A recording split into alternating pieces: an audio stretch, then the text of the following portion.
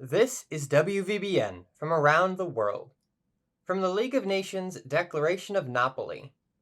A majority of the responding captains at war supported a simple statement, one that was non-binding but impossible to ignore, that Morganas had to be fought, but also that the nations that had invaded Poland needed to be contained. The latter inclusion did not find favor in either Berlin or Moscow, but the reputation of the INPF as an independent organization became firmer. In general, the independence of the Bell captains did not find favor in any nation, but for now there was no alternative to curb their speech and prosecute a successful war at sea. From the Allies, the Battle of the North Sea. The Allies signaled that their intent for October would be bottling German surface and underwater raiders in the North Sea, as well as enforcing a near total blockade on the Axis. Their first operation was an unqualified success, sinking numerous auxiliaries and one of Germany's destroyers in a chaotic action on October 1st. Sustained operations in the North Sea will undoubtedly make for a dangerous transit for any German vessels so inclined. This, the first direct naval action of the war, has undoubtedly stirred the warlike spirit of all Britain. From the Axis, grappling for supremacy. The Axis's naval strategy looked abroad for more resources and possibly more allies this October. Brazil had ample resources and a significant German population, but the government was not always friendly to the Teuto-Brazilians. It may be possible, especially in the light of the Panama Conference, to change that.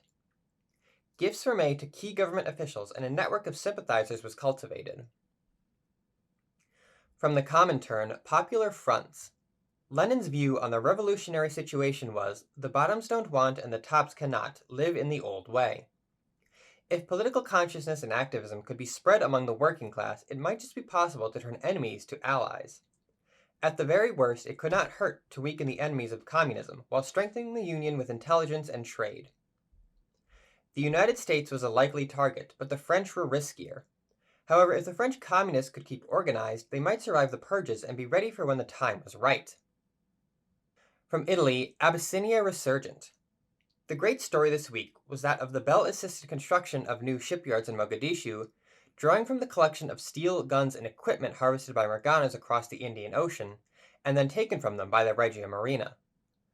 The Morganas made another furious series of attacks on the Somali coast, trying to take back what they'd lost, and the Italian Navy beat them senseless for trying. At the end of it all, the coasts were more secure, Mogadishu's role as a secure, wartime Indian Ocean trading hub was founded, and construction facilities that might one day produce warships were started upon. On the Italian coasts proper, though, clouds were gathering. La Spezia came under a period of sustained bombardment from a screaming delusion, and with French and Italian eyes turned further afield, more and more Morganas seemed to be spotted around the Ligurian Sea. In response to the Declaration of Napoli, the Regia Marina reminded all captains of their oath to the king and fascism. Mussolini is rumored to have been gratified that this new internationalism happened under Italian auspices, however. From the United States, reaching across the oceans. The biggest resolution that came out of the Panama Conference was dramatic. The United States and several South American nations would offer safe harbor to any warship of any nation that was involved in defensive action against the Morgana invaders.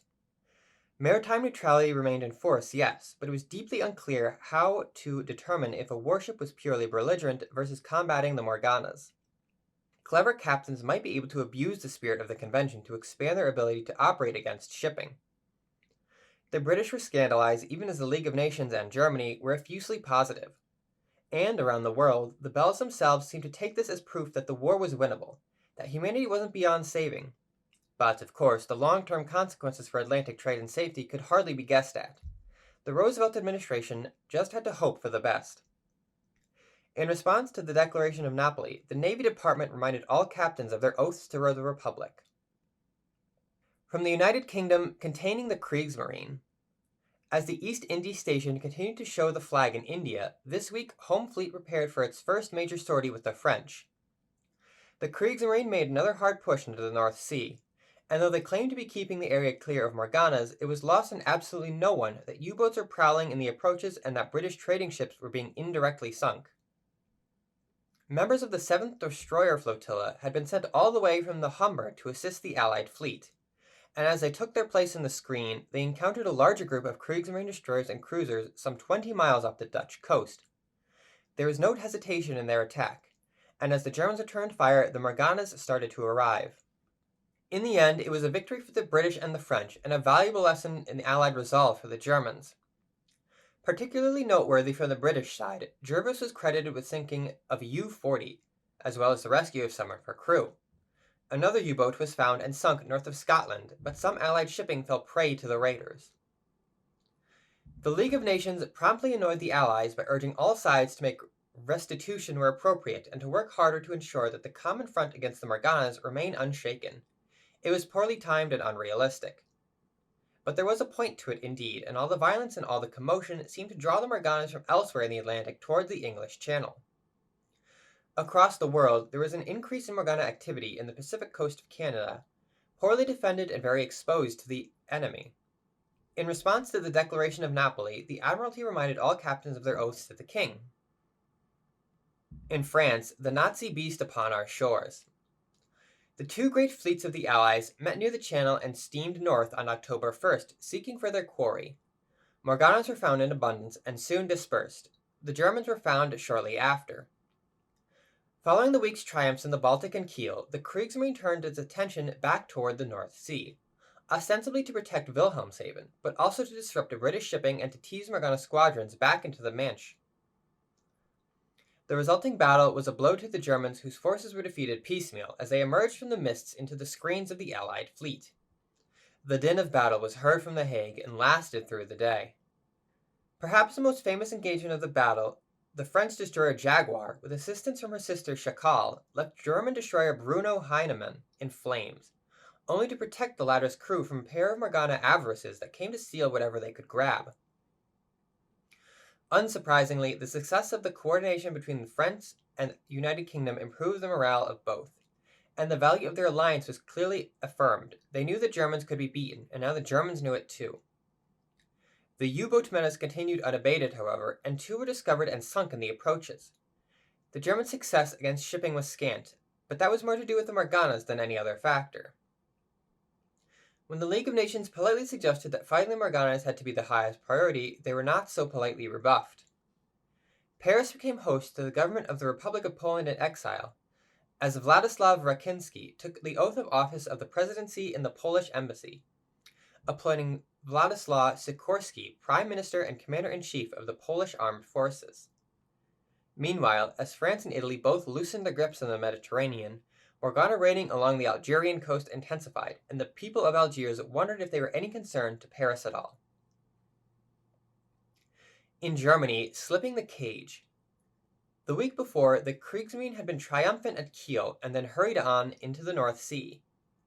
Emboldened, this week they set out into the North Sea, intending to drive the Morgana fleets in the Heligoland Bight south towards the English Channel. The Allies anticipated them, however. German chasers harrying the Morganas south emerged from the thick mists into the waiting arms of the Royal Navy and the Marine Nationale. The Kriegsmarine lost several auxiliaries before the fleet could make their escape to Wilhelmshaven. Bruno Heinemann was caught and presumed lost after a sharp action with the 2nd Large Destroyer Division and a pack of avarices. When the fighting broke, it was the Germans who had come away most badly bruised. Plans to expand their service activities in the Atlantic seemed for the moment unthinkable. In separate actions, 2 U-boats were lost in the approaches. Still others carried out their work, although merchant shipping was scarce. If the battle was a defeat for the Kriegsmarine, reaffirming the strength of the blockade of Germany, it was a corrective shock to Britain. The Kriegsmarine was expected to more closely follow national policy and seek vengeance in the future, instead of pursuing imaginary agreements with the British. The League of Nations' lofty dream of a unified human front, including Germany, against the Morgana threat seemed on the verge of dissipating. On the other hand, news from the Americas signaled that it might be possible for an enterprising captain to potentially base in the New World, with all the attendant opportunities. It also recalls to mind the voyages of the merchant submarine Deutschland, now that the blockade is tightening in the North Sea. In response to the Declaration of Napoli, the Kriegsmarine reminded all captains of their oaths to Hitler. Renewed scrutiny had been placed on bell captains and their political loyalty. From Japan, the realignment. This week saw the end of yet another Japanese government. Prime Minister Abe's mandate to make peace in China had failed, and his policies had led to both difficulties in the imperial project and the attack on Tokyo itself. He resigned his position following both a striking collapse in army and navy support. He was replaced in the position after furious negotiations by Yonai Mitsumasa, formerly the Navy Minister. Surprisingly to some, he resigned his naval commission to take the new post. He was not a popular choice with the hardliners. Yonai was closely associated with the IJN, with a policy of outreach to the United States and Great Britain, but it was widely accepted that he may be able to successfully disengage from China while maintaining both economic concessions and the prestige of victory. The difficult nature of the battle in Changsha and the further Chinese progress towards Wuhan made certain plans more urgent for the new prime minister. His first imperative, however, would be to salvage the situation in China. The army began updating the coast defenses in Tokyo and laid the plans for defense of the eastern home islands. In response to the declaration of Napoli, the Navy gifted new imperial portraits to all Japanese bell captains, and meditations on the source of all authority. Additional tokatai were sent aboard bell ships of Japanese origin. From the Soviet Union, the Baltic Ultimatum. The Soviets secured the eastern Baltic Sea in the aftermath of the previous week's great battles between the Morganas and the Kriegsmarine. Soviet access to Latvian, Lithuanian, and Estonian ports was now guaranteed, but Finland remained an open question. A new conference would be covered to settle issues of security and joint Morgana defense. Kotka and Helsinki might have been hammered by the invaders for weeks, and it was hoped that this might make Prime Minister Kajander's government finally open to the concessions required by Moscow. An unspoken question was whether or not the other powers might frustrate diplomatic efforts to resolve the Finnish question. The League of Nations were delighted to help facilitate the discussions, particularly as tensions among other parties were rising in the North Sea. It was believed that some Soviet bell met with the bell of Finland, knowing that they shared one single purpose above all others. While Moscow's attention was on the west, though, Morgana activity in the Pacific became more aggressive. They seemed to be particularly active around the Straits of Tartar, with Morgana land incursions into Khabarovsk and Krai rumored to be happening. In response to the declaration of Napoli, the Navy reminded all captains of their loyalty to the state. This has been WVBN from around the world.